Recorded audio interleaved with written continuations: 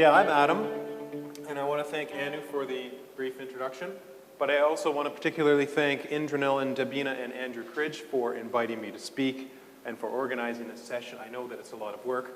I also want to thank the Q&A session for being short because it gives me more time to yammer on, as I have a tendency to do.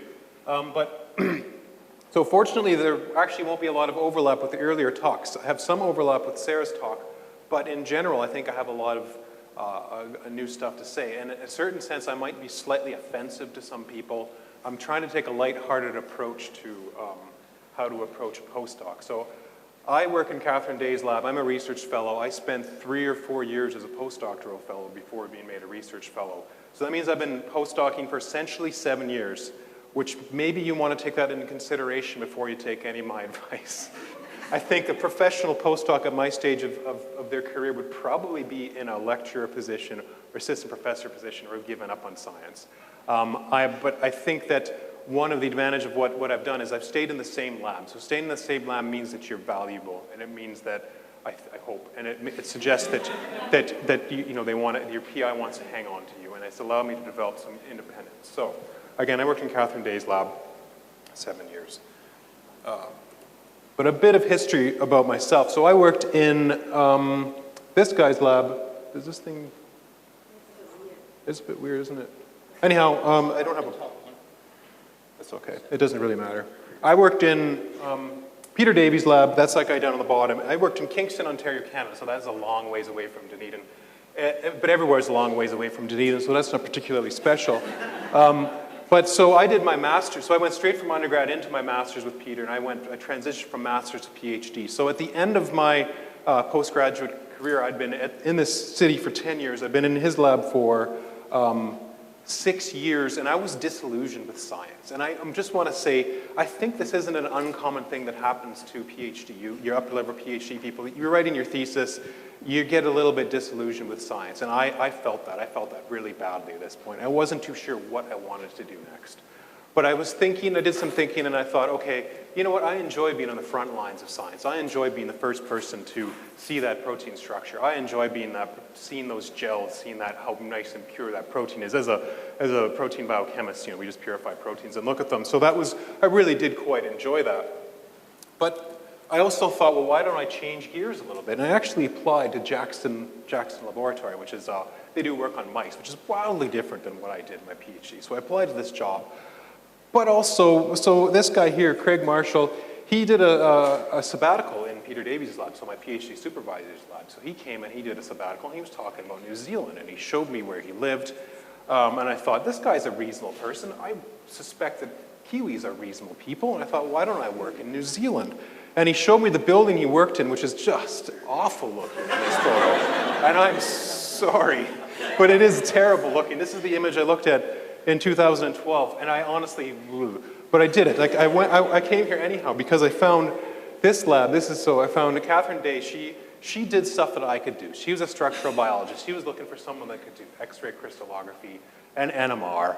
And I actually, echoing what Sarah said, I wrote her a cold email. I was like, okay, well, here, I can do this for you. I can do this for you. I think I want to work in your lab. And I set it aside for a weekend. And then the Monday I took a look at the website, and she'd actually updated her website, and she was looking for a postdoc. So it was like a sign from above that this was my opportunity. I just updated my email just a little bit more, and I ended up getting the job, much to my mother's, I guess, horror. And I realized that was good cause, because I'm still here 7 years later. So that's sort of my story, and this talk will hopefully be able to help you guys out and make you feel and appreciate that you're not alone out there, that everyone gets disillusioned with science for a period, and a lot of people don't really. I know Sarah says you need to know exactly what you want to do, but it's not true for all of us. Some of us are slightly, at a certain point, not too sure what to do next, but, So how do you pick a postdoc? So you decide you're going to do a postdoc. How do you pick a lab to work in? And this is what Sarah said, basically. Do you want to work in one of those massive labs with 6,000 people in them where they publish in Nature and Science every year? And you need to take a look and make sure that the publications per capita is at a high enough level. Because yes, there's 30 postdocs, one postdoc publishes a year. You're not going to do very well. Well, you may be. So if you're one of those people that's really high energy and you thrive in a highly competitive environment, then go for those big labs. But in my mind, I think it is actually wiser to work in a smaller lab, a smallish lab, say 8 or 9 people, maybe one other postdoc, handful of grad students, some techs. It'll be really, I think it's a better career path. That's the path that I took. And again, maybe my opinion is, maybe it's not worth anything. But, and again, echoing what Sarah said, overseas postdocs look better. It is very tempting to stay in the same lab that you study in, right? You know how to do everything. Your supervisor's gonna be like, absolutely, you stay, you continue working for me. You teach my students, you know where everything is, you know how we do everything. And I think I have a limit.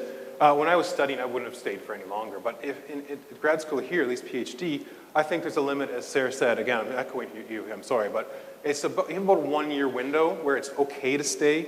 It's okay to finish up that paper, but after that 1 year, if that paper isn't out or you haven't gotten anywhere, then you've got to get out. And you need to go at least change institutions. I know a lot of people didn't do that, but I think it looks far better on your CV to go elsewhere. So don't hang out, get out, go see the world.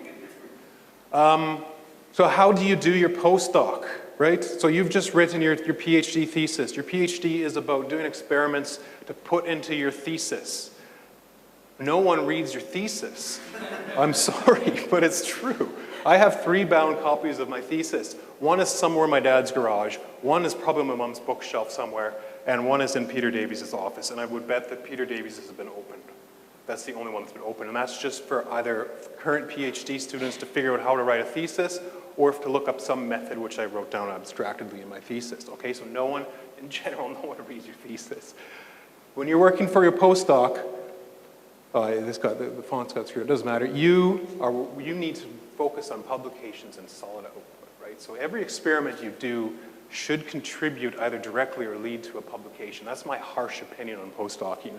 If this experiment is not going to lead to a publication, don't do it. Papers will actually get read. Papers contribute to the world, or any kind of output, be it a patent or whatever, okay? So that's one thing to keep in mind. The other thing to keep in mind is, at least at Otago, and I think it's true at a lot of places, you have an annual performance appraisal where you talk about how awesome you were and what good stuff you did, what papers you published, who you helped out, the service you did for the university. This is really good for building up reference letters. This is also really good for making you look better for promotion. So it's a really good thing to keep in mind that you are contributing to a department and you're building up your own reputation for your own future.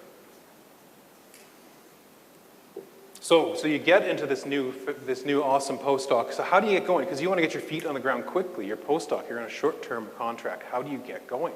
You got to use the people that are around you. You need to take advantage of your peers, your students, your postdocs, the techs. You need to absorb their knowledge and apply it as quickly as possible.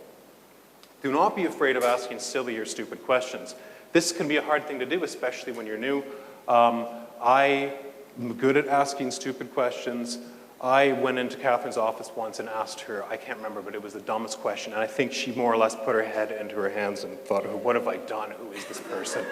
But I still didn't get fired, so it means that I learned from these stupid questions, if you will. So get in there, absorb from your people, don't be afraid to ask questions. And the other point is multitasking. So what I mean by multitasking isn't doing 12 things at once. No one can do that. People can barely do one thing at once. What I'm talking about here is multitasking your project. So don't focus on one project, so you probably already know this. When you get to your postdoc, you may be given, it's like a newborn infant. So you have this newborn project and you need to bring this thing up to be able to speak and walk, right? And that takes years. You may be given a 6-month-old infant, which is still not capable of doing a lot, right? So what you have to do is you have to take a look at what your peers are doing and see whether you can contribute to any of their projects, whether you can take a project that's languishing, that's been sort of, summer students started and it hasn't really gone anywhere, whether you can take those other projects and build them into a publication, or at least get your name on papers, because your first year is probably the most difficult of a postdoc. How to get better? I mean, so everyone has bad days where you blow up a gel, or you pour a bad gel, or you light your bench top on fire or something. I mean, it happens to all of us, right? So you need to fight through these down points, and again, you need to just get involved. You need to take opportunities. You need to assist everyone. So all those your peers who you used to help you out, well, you can contribute your own stuff because you are an expert in whatever you do, right? Assuming you're in the same lab as what you studied and you are an expert. You just got to figure out how exactly it works in this new lab. Take any opportunity that arises so, in terms of service to the department. So I took a look at my performance appraisal for my first year, and it turns out that I organized 2 trips to the synchrotron, which involves a lot of paperwork and getting things together and organizing all these varied people. And I also took the control of the Crystal Club, which is, the details don't matter, I did a terrible job at it, but I still took some initiative, and these opportunities which arise, I just took them. So don't turn down any opportunity that arises. Realize that your first year is usually a waste of time. And my first year was a complete waste of time, and I realized that after 1 year that this project was not going anywhere. It looked like it was a good project, but it sort of fell through. And I had a difficult conversation with Catherine, and if you're watching this, Catherine, I'm sorry. She basically said, Adam, you need to do something or you're fired, basically. And so I just sort of took that project and I said, this isn't working. I'm putting that over there forever, right? And, no, sorry, I'm putting that over there forever. And that's something you can do as a postdoc. Again, you're not writing for your thesis. If you're writing your thesis, you just keep going on that project. Just see it through to its dismal failure because it's part of your thesis. Postdoc, you just set it aside and move on. And while it appears to be a waste of time, you do learn a lot and you do get a lot of experience. And of course, postdoc, you got to write papers. So I got a couple review articles in my first year, which is not a research output, but it still shows that I did something and that I have my name out there. One was work I did in my PhD, and one was stuff I was doing with Catherine. And again, so this is again my earlier point, get results that matter. Get results that are going to contribute to a paper. So this is another thing. So I'm not a meme guy. I really don't like memes, but I thought this is an opportunity to have some dumb memes on there. But so you're as a postdoc and a PhD, but I think it's harder as a postdoc. You are either curled up on your couch wondering what happened to you, or you were briefly so excited that you got this great result, and then data comes along and says to you, no, you get back to the couch, right? So that sort of sums up your future life. Work-life balance. So this is something that Davina told me that I should talk about. Work-life balance sometimes doesn't happen. It doesn't happen in a lot of jobs, and it certainly doesn't happen a lot of the times in academia. And you're going to have to make compromises, work compromises, and your home life compromises. That's just the reality of the situation. This one here says Friday. It could just as well be 6 p.m. or 7 p.m. and the centrifuge decides that it's not going to break tonight, and it's spinning down via friction. You got to call home and say, your partner, and say, I am going to be really late, I'm sorry. I mean, you got to make these compromises, and as we all know this isn't news. Especially difficult if in your first year you have one of these guys. So this is my first year. I was 5 months into my postdoc. I had a newborn baby at home, and it got, people who have kids, you know what it's like. You don't sleep for 18 months, but you still have to be in the lab. You have to be smiling. You have to be on the ball. You can't be screwing things up that badly. You can get away with blowing up some gels, but really, and your partner is calling you and saying, get home, please, right? So it's a difficult time, but you can get past it, and it is absolutely worth it. So you need to, again, make compromises between your work life and your family life. So I was called here as a overseas postdoc, and there's so many overseas people here, and I came from Canada, so I really cheated. I came from an English-speaking Western country to another English-speaking Western country. So my opinions, again, are perhaps not the greatest. However, regardless, I still have to be on a visa, and your visa is dependent on your contracts. They're intermingled. And as a postdoc, you tend to get these tiny little contracts of, say, 1 year, 18 months, and it means that you need to apply for, in my case, I've been here 7 years, I'm still not a resident, visa after visa after visa after visa, and then visas for your family, and your kids go to school, and you need to get them a student visa. It goes on and on. I think I've dumped at least $10,000 into immigration stuff. So if I could go back and talk to myself, I would say, get residency as fast as you possibly can. Bite the bullet and do it, because at the end you will save money. I mean, of course, you don't know where you'll be in 3 years, which is why I didn't do it. But just no matter where you end up, if you get residency, it opens up so many opportunities. It opens up grants for you, and it opens up so many opportunities for yourself. So that's one of my biggest points. I didn't follow that, and I'm still angry at myself for that. One way of getting a long contract is, of course, to get your own money, like the Fast Start Marsden grant. But the thing is, to get to get a grant, you need some things, right? You need a good idea. You need an idea that basically you're working in a lab. You need an idea that's similar to what your supervisor does, but you need to sort of branch off in a suitable direction that it'll be attractive to the granting agencies. And what did I do? And in order to do that, you need good papers, you need a good idea, you need the support of your PI, and you need money. It's sort of as a catch-22, right? You need money in order to get money. It seems to be the way that a lot of these things work, and that's something which I'm not too sure how we can get around with. But I guess one way is to find a good collaborator for the Fast Start. It's good to have an overseas collaborator, someone who does a new fancy technique which you'll bring to New Zealand, and that's what I did.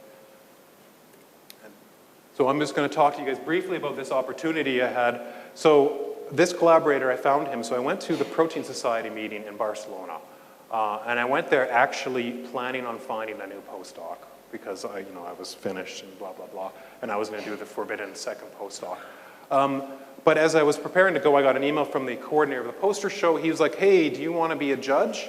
And I thought, no. But I thought, again, this is one of those opportunities that you just have to take. So judging posters is difficult, right? You got to actually interact with people and judge posters and stuff like that. But I knew I was going there alone. It was something to do.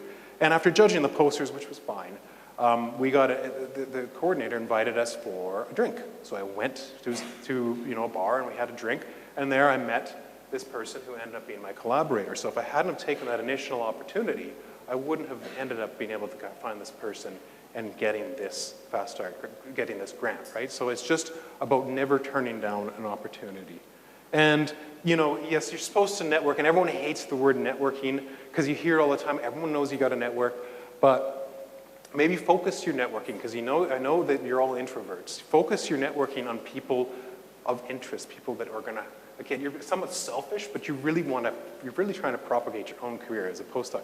You're in a temporary position. You need to think about what are you going to do next.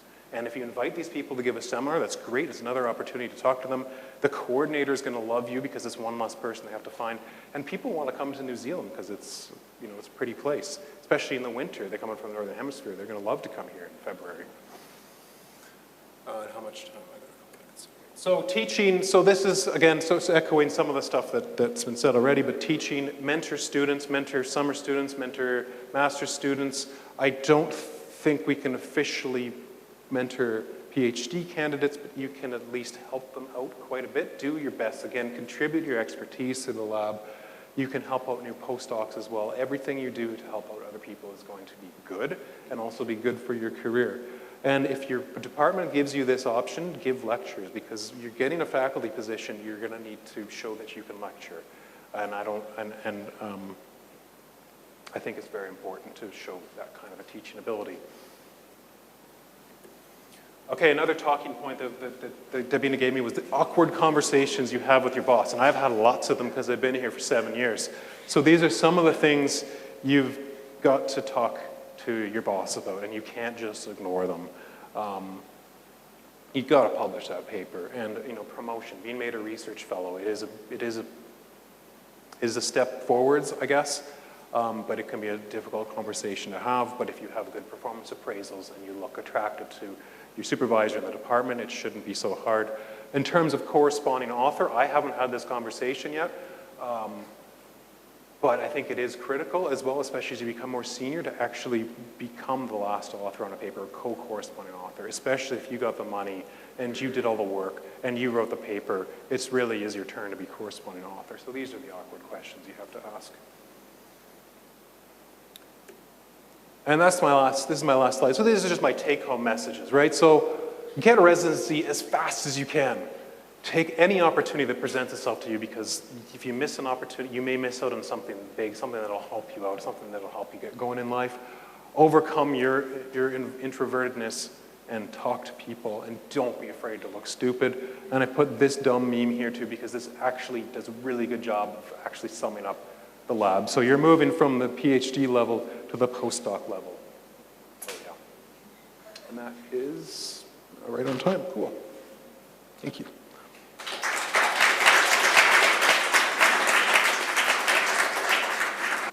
Thanks very much.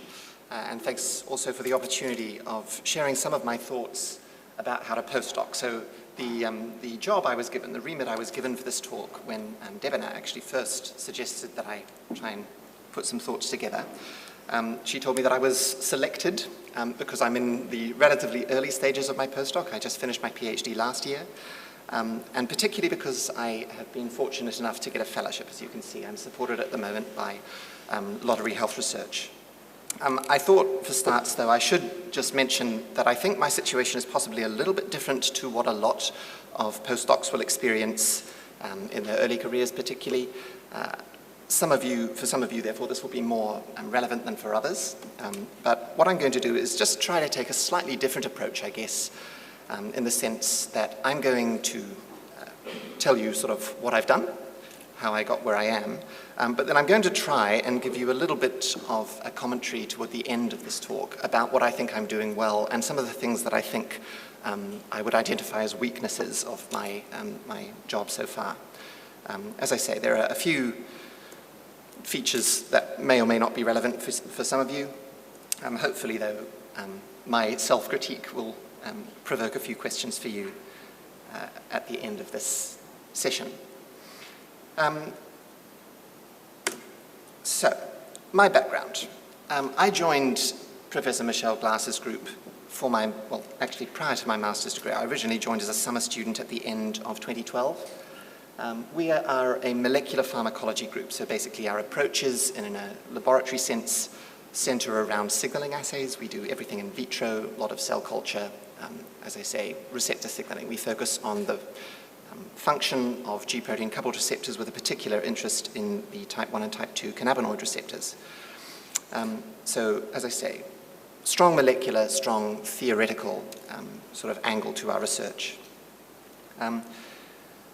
I stayed with Michelle for masters, changed receptor, changed system, generally stayed using the same techniques in her group for my PhD. That figure there happens to be cyclic AMP signaling data. It was data that we published relatively early on in my PhD, but it's true, I'm afraid, in our particular approach to pharmacology, there are a lot of concentration response curves. As you can see from this picture, where are we? This picture, this was Michelle's professorial lecture back in 2017. It was quite a big group, by New Zealand standards anyway. So I think 2 of the people in that picture weren't current lab members at that particular juncture, except it was a group generally of between about, well, I suppose the smallest it would have been about 8, going up to 14, 15 people. I think that's a reasonably comfortable lab size, but as you'll see from later in the picture, this has changed, and in various ways. I'll mention this again soon, though. But where my job came from, and this is sort of the meatiest slide in terms of the story. What happened partway through my PhD was that Michelle had been a previous head of department in Auckland. Her term as head of department ended, and she was encouraged, or pushed perhaps, to move into a bigger service role. And I think that may have been a contributing factor, except for that and for various other lifestyle reasons. She decided during 2017 to agree to move to the University of Otago and to accept the position of the new incoming head of department pharmacology here. Now, for a period of time working through my PhD, I suppose had been led to understand that there would be work for me, a little bit of money, as previous speakers have talked about, to tie up papers, to try to finish some things up after I finished my PhD. As you might understand from what I've already told you, this job description actually changed quite significantly by the time I was coming to the end of my PhD, in the sense that my boss wasn't going to be planning to stay in Auckland, and therefore the job wasn't going to be just to finish things that I'd worked on in my PhD. It was going to be, I need help establishing a lab. Now, you could probably also expect that there were reasons that this was of concern to me. I think even some of the earlier speakers would say this was a bit of a trouble sign in terms of productivity and output, and even, it's not the sort of situation you can expect to come to in a running sense. You're not going to be diving straight into lab work. And that turned out to be much truer than I had experienced. I'll come back to that in a minute, though.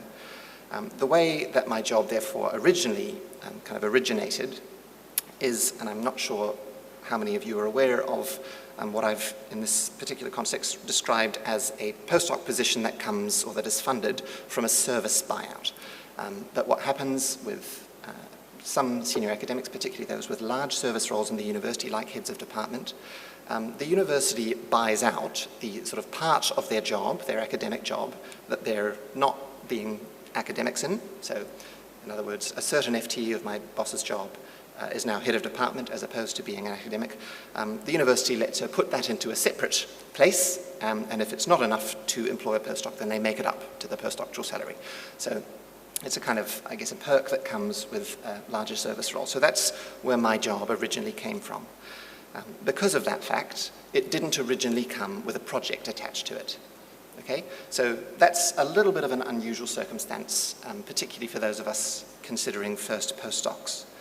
I should perhaps mention at this point, there were several reasons, as there often are, that I wasn't considering going overseas, one of which is that at the time I was finishing my PhD, our group had projects coming off the ground. There were a few reasons I didn't want to be too far from family. My family's all in Auckland.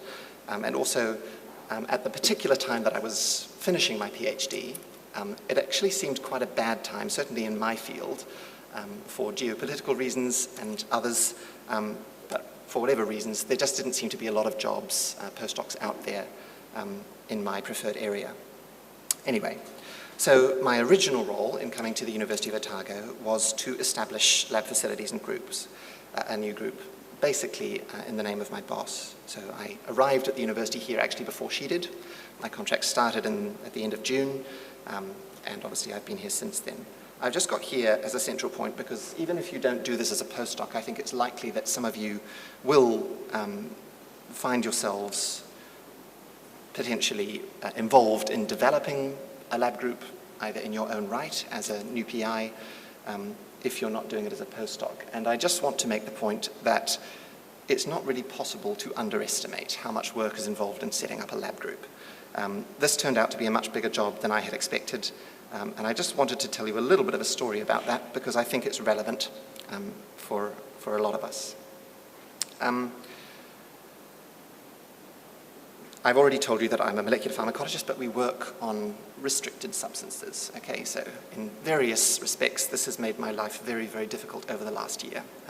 So I'll just mention a few things. We work, obviously, under HASNO rules to work in the labs here at the university. We work predominantly on heterologous models, though, so transfected cell lines. These are GMOs. They come under EPA. We had to, therefore, negotiate to be admitted to the university's Book of Knowledge system. We had to figure out how to import 150-odd different, not just stock tubes, but 150 different types of GMOs from Auckland. This was spreadsheets, lots and lots of paperwork there. But more problematically, because this hadn't really been done before, certainly in the department, I had a lot to worry about in terms of obtaining licenses to work on the substances that our group uses. These are psychoactives and they're controlled drugs under the Misuse of Drugs Act. Just again, as an example, particularly controlled drugs under the Misuse of Drugs Act, that act in New Zealand was passed, enacted by Parliament in 1975, and it's a 1970s compliance system. It involves a lot of hard copy note-taking. Whenever I want to import a drug, I have to print out an application form, fill it out by hand, and mail it to the Ministry of Health, who then take 6 weeks or more to actually issue the license. I then have to courier the license to the supplier overseas. It's a real pain if the licenses get lost in the post because we have to start again. You can understand this was a huge problem, and there's a different license for every drug. For clarity, and as again might be implied by the fact we're a molecular pharmacology group, we do quite a lot of drug screening. Fortunately, not all of the drugs we work with are controlled under the MDA. Some of them are psychoactive substances, which means a different drugs register, a different compliance system. And we have more than 200 of these compounds, which I have to worry about. So there's a lot of administration involved. In terms of the lab facilities themselves, though, everything was empty. We work in South Campus in the Adams building. We are promised a replacement at some point in the next few years, except the lab facilities are a challenge to work in at the moment, but also our particular lab wasn't PC2 when we arrived. It had to be accredited at a different level, and all of the equipment had to be bought. So this is cell culture hoods, incubators, plate readers. My point, though, is that it takes months to get all of these things in place. Okay? So I would say that the first 6 months of my job was just pure admin, unfortunately. So this is something which, if you can take an experience or some advice from my learning, I would say don't underestimate how much administration is involved in setting up a lab. There was also relatively little support, less than I'd expected. So in order to get some of these licenses that I've talked about, a lot of SOP writing, I know more about the compliance systems, and I've read more primary legislation than I ever expected to as a scientist. So just before I move on, I'll summarize then the chronology of 2018, because there was a lot that happened in that year. At the end of February, I submitted my PhD. At the end of that submission, I had a week off. After that week, I started a contract as a technician while my thesis was being examined. So this was still at the University of Auckland. During that term, as a technician, my boss sent me to the laboratory of some collaborators in North Carolina, and I was there for about 2 months.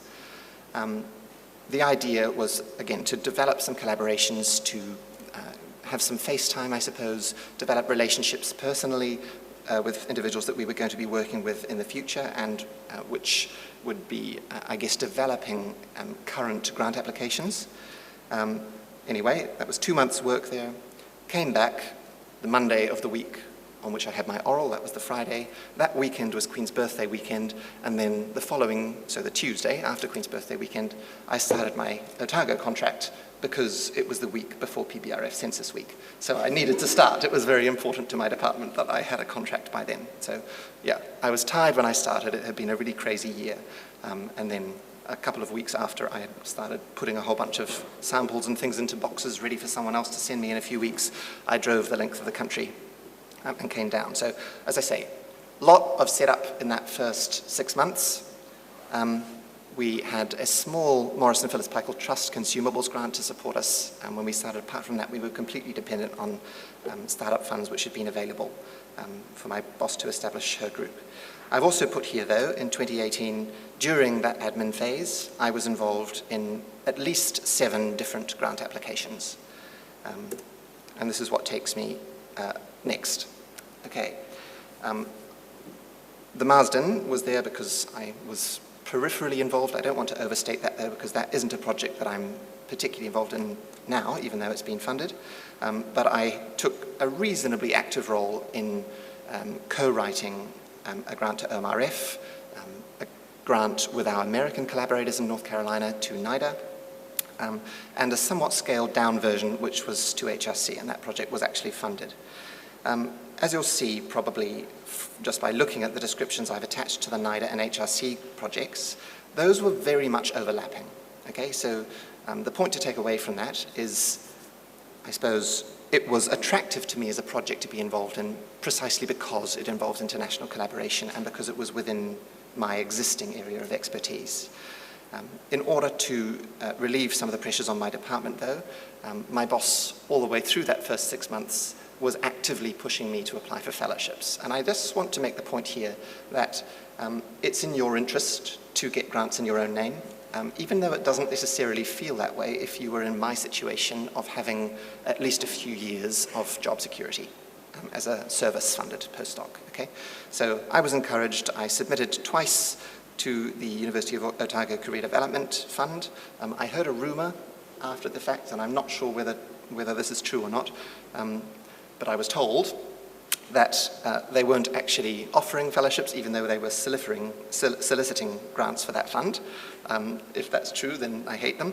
But you know, again, very time-consuming thing to put fellowship applications together. But eventually, I was successful in getting some postdoctoral fellowship funding through Lottery Health Research, which again was very much a collaborative effort with my supervisor and involved carving out part of our eventual HRC application, which was a postdoc-sized project which I thought I could contribute and build up in my own right. Others have already spoken about this, but I've put this slide in really because I want to emphasize the central importance, in my opinion, of developing skills during your postdoc. I have a very, as I already said, cell culture-based background and a theoretical background. And this was one of the things that I was aware of when I was writing my fellowship applications. Okay, so in my particular example, I've started trying to pick up some basic electrophysiology. This is a work in progress. I would even go so far as to say it's not going as well as I'd hoped. The problems that I'm having are not the problems I expected I would have. It's very difficult to pick techniques up if you are trying to bring them into your group yourself. Okay, so this was already a technique in the department. I was expecting to have some support there. For various reasons, it hasn't gone exactly as I'd expected, but the point is, developing skills is really, really important during your postdoc years. Nobody needs a clone of your supervisor. Remember, their CV is always going to be better than yours. So eventually, you need to be different, okay? You need different techniques. You need to find a little niche that isn't in exactly the same place as theirs. Okay, so just to summarize then, I've got a few things, and this is an incomplete list, as I say, because I'm hoping that we'll be able to talk about some of these things at the end of this talk. But I've got a few things that I want to identify as things that are possibly benefiting my career, and then obviously I'll come next to things that haven't gone as I had hoped, or things that may be risks to my career. That will be the next slides. So I've been with my current group now for about 7 years. There are advantages to this, even though there are equally disadvantages.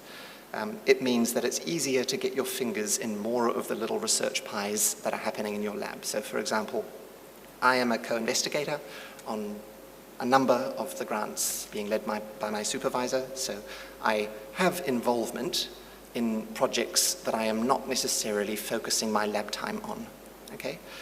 That's important because that's where the papers are. I have a very big role as well in student projects. This is very time-consuming, except, again, it is kind of a CV item, I suppose, and I also think that it's eventually potentially going to result in outputs in its own right. I think I have also tried to focus on easy wins, especially in my time since I've arrived here in Dunedin. So this will be things that may not necessarily be in the main line of your fellowship or of your job, except I think Adam alluded to this earlier. Basically, these are the papers that present themselves as small collaborative opportunities, things that will require a minimum amount of experimental time, but things nonetheless that will result in papers. And yeah, I've been fortunate in that I've been able to pull some of those opportunities out over the last year. So there have been papers, even though there's been less experimental time than I had hoped. And also, this last point here, facilitating the functioning of the group. So that was my original role, the kind of service role, to establish a group and try to be a contact person for my boss. I think it's there because as a postdoc, generally you're working for someone else. And you do need to have a good relationship with your supervisor in order to get the most out of your postdoc. I haven't mentioned this earlier, but one of the things, one of the reasons that I ended up staying with Michelle was that actually my perception of the relationships that a postdoc or that a junior researcher has with their mentor is really, really important. And I saw a lot of people finishing their degrees in Auckland with really bad relationships with their supervisors. Okay, so it's possible that you can get disillusioned with science. We've heard stories about this already. But if you have a good relationship with your supervisor, if you still have a sort of mutual respect for each other and a belief that you can contribute more by working together than in the future, then that's also something that I think is really important to try and keep. It's not necessarily something that you will keep when you move on, even though, of course, it is important to, as I've already said, develop skills, develop a niche for yourself. Other things that I think I do poorly and things that are possibly risks to my future career. Staying in the group where I did my PhD. So far, I don't think the attempts that I've made to mitigate those risks, I don't think those have been entirely successful. So the example that I've given here, as I've said, is picking up techniques that are outside our group's existing competence. I also spend too much time on administrative tasks. This seems to be a little bit of an Otago problem now that we've got less administrative support in the departments, and particularly pronounced for groups like ours, which has unusually large regulatory burdens. But it was also always going to be more pronounced because these regulatory systems weren't in place, in our case, when we got here. So, yeah, that's certainly been a challenge for me. It's also relevant to mention training junior group members, so this is students as well as new staff. You don't bring your technicians with you by and large when you move. We did bring 2 students with us who kind of knew how things worked, except we've had grant success. We're now needing to get staff on board, and that does divert from your own experiments. Lack of skills development, I've mentioned several times already. And just finally, everyone's short of time in science. Takes time to write papers, takes time to write applications. Unfortunately, my observation is that the things that get squeezed out are in fact experiments. Okay? I mention this in the context of my fellowship because I'm the only person it affects if I'm not doing, at least in the short term, I'm the only person it affects if I don't do the experiments that are for my own fellowship. In other words, I might have a student who needs some help with their experiments. They'll be twiddling their thumbs if I don't help them with it immediately. Okay, so there's this pressure on you, and it comes as well from above, from your supervisor, as well from the other people in your group who need attention. But you just need to be aware, I think, that my experience is that it is your own experiments that get squeezed out first. And that's just a risk, and that will have implications for your future if it means that you don't meet your fellowship objectives. Okay, so it's important that when you're writing your reports, particularly if you're on your own fellowship, that you are able to tick off achievements during the year and to see those papers coming out. I think I've left it there. That's more than 20 minutes. I just want to acknowledge again the support of my mentor, Michelle Glass, and of course Lottery Health Research for their financial support in the form of a fellowship. Thanks. All right, so now it's the Q&A session is open, so any questions?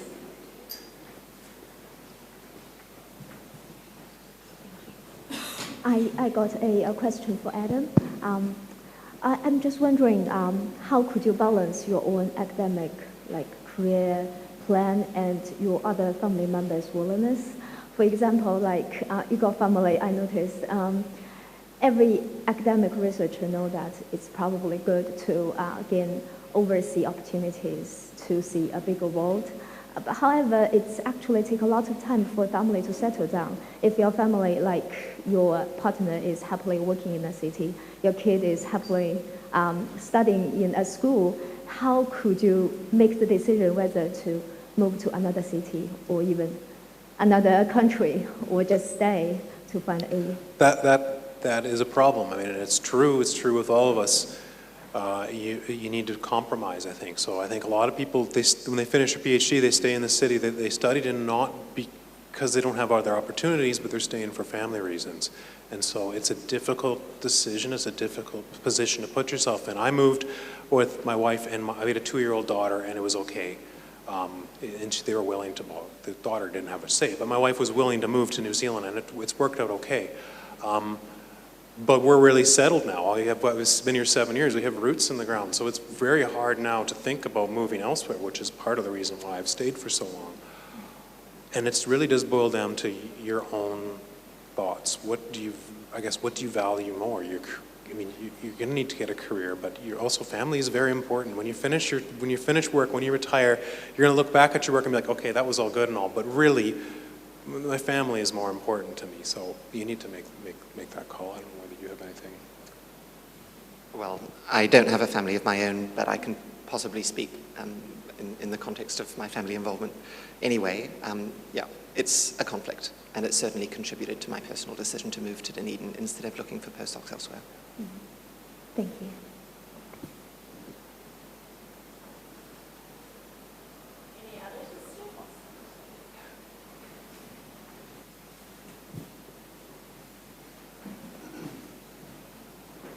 You guys are applying for grants and fellowships and getting rejections. How do you keep yourself motivated to write the next grant and get another rejection, and to write the next grant and then get a grant ultimately?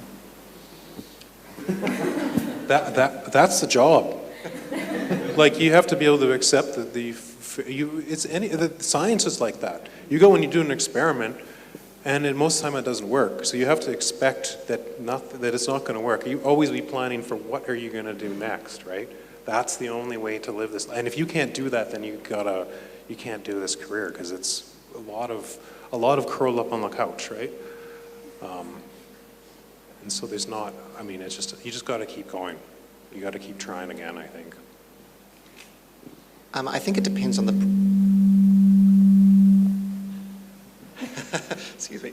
I was just going to say, I think it depends very much on the project as well. I can tell you by example about where my fellowship came from. I've already spoken about how it was related to the HRC project.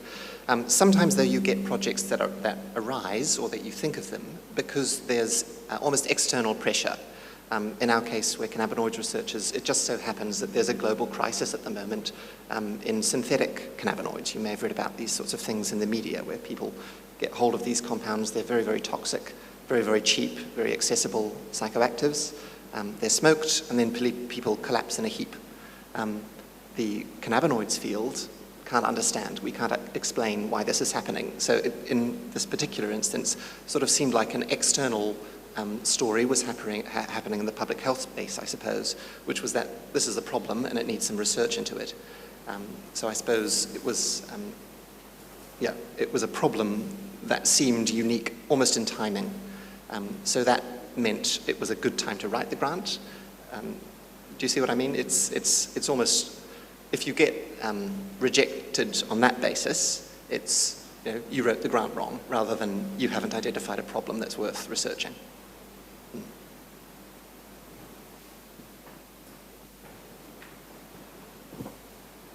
Hi, this is a question for both of you guys. I think some of the speakers in the next session might talk a little bit more on this, but what are your thoughts and or approaches to communicating your science?